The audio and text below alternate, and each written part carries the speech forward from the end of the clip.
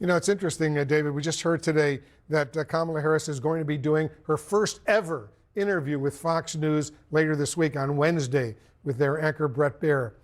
Why is she doing this now? What are her calculations? If you talk to anyone in the Harris campaign, I think there are two main universes of voters left that they are trying to get out to the polls and to vote for them.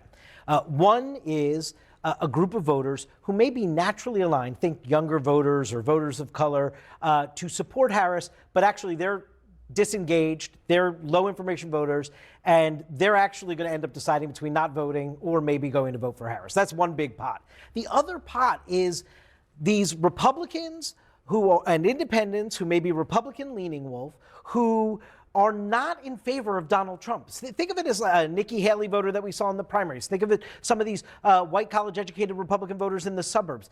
This voter is why I think she's going on Fox News. I mean, it's a attention dominance scheme to try to just, hey, she's never done this before. Sit down with Fox News, the Democratic nominee, and make a big splash in a game when you have 21 days left of trying to dominate the attention.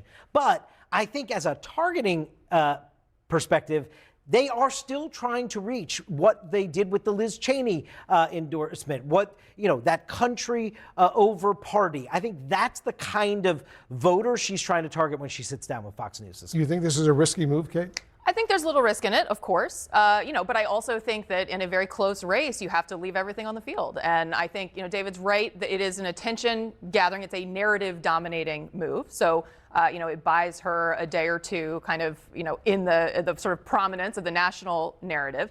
But more importantly, if you think about the Republican primary, there were a not insignificant number of Republican voters who voted for other Republicans, did not vote for Donald Trump. A lot of those people watch Fox News. She needs some of those voters as part of her coalition, especially if she is going to underperform a little bit with some of these other key members of the coalition.